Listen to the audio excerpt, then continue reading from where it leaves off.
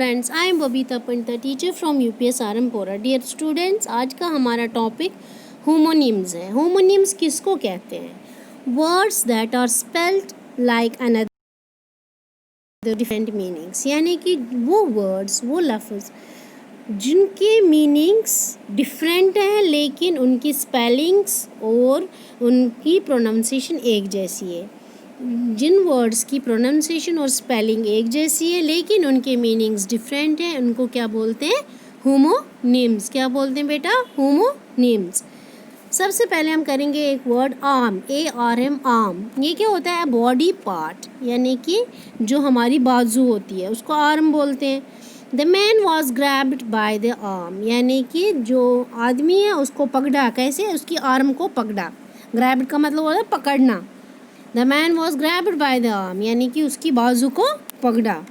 दूसरा arm, to provide weapons for yourself और somebody. To provide weapons यानी कि हथियार देना। The soldiers got armed against the enemy, यानी कि जो सोल्जर्स थे उनके पास हथियार थे। क्या थे? हथियार अगेंस्ट द एनिमी। जो दुश्मन थे उसके अगेंस्ट उनके पास आर्म थे, यानी कि भरे हुए थे हथियारों से। उनके पास हथियार लिए हुए थे, उसको हो गया आर्म। फिर आता है battle, BATTLE, battle. The battle यानी एज ए नाउन यूज़ करना है। The battle of boxer was one by the east India company, यानी कि जो बैटल, जो जंग था और बक्सर की जो लड़ाई थी वो किसने जीती? By the east Indian company. East India company ने वो जीती। यहाँ पे जो बैटल है हमने एज ए नाउन यूज़ किया। क्या किया? एज ए नाउन यूज़ किया। फिर दूसरा बैटल आता है, the Indian soldiers battled against the Pakistan, against the soldiers of Pakistan, यानी कि जो इंडियन आर्मी है उन्होंने लड़ाई की किसके against? The soldiers of Pakistan, Pakistan के सोल्जर्स के अगेंस्ट लड़ाई की। यहाँ पे बैटल जो होता है ये हो गई लड़ाई। यहाँ एज ए वर्ब यूज़ किया। क्या किया? एज ए वर्ब यूज़ किया। फिर तीसरा आता है बुक। क्या आता है? Book. I purchased a book on adventure, यानी कि मैंने खरीदी, जो एडवेंचर पे है बुक उसको मैंने खरीदा। यानी कि बुक जो है एज ए नाउन यहाँ पे यूज़ किया। क्या किया? एज ए नाउन यूज़ किया।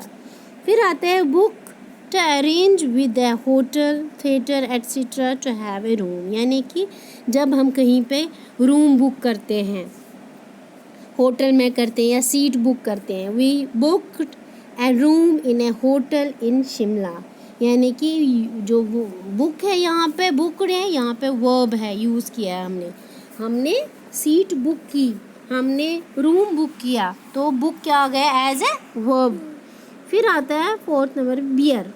क्या आता है? बियर। बियर्स लुक अट्रैक्टिव, यानी कि जो बालू हैं वो बहुत सुंदर लगते हैं। लुक यानी कि बियर्स यहाँ पे एज ए नाउन यूज़ किया। क्या किया? As a noun. फिर आता है बियर, टू प्रोड्यूस।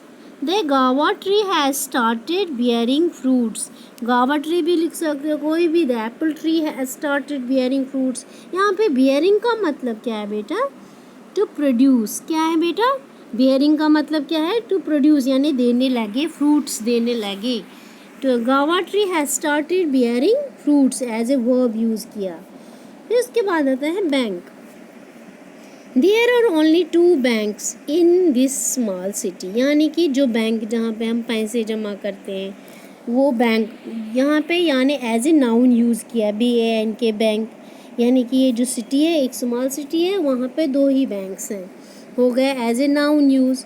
फिर वही बैंक आता है as a noun, edges of the river, यानी कि किनारे। I spent some time on the bank of a river, जो नदी के किनारे होते हैं उनको भी बैंक है। मैंने आई स्पेंड सम, मैंने कुछ वक्त जो कि नदी के किनारे हैं उसके ऊपर बिताए। I spend some time on the bank of the river, यानी यहाँ पे भी क्या है? Bank as a noun. फिर आता है bank as a verb, to rely. You can bank upon me for any type of help, यानी कि भरोसा मेरे ऊपर भरोसा कर सकते हो। You can bank upon me, आप मेरे ऊपर भरोसा कर सकते हो। For any type of help, यहाँ पे एज ए वर्ब यूज़ किया बैंक, क्या किया as a verb use bank. Dear students, मैंने आपको ये आज 5 करवाए, आप ये अच्छी तरह से याद कर लेना। कल हम नेक्स्ट टॉपिक में करेंगे। Thank you.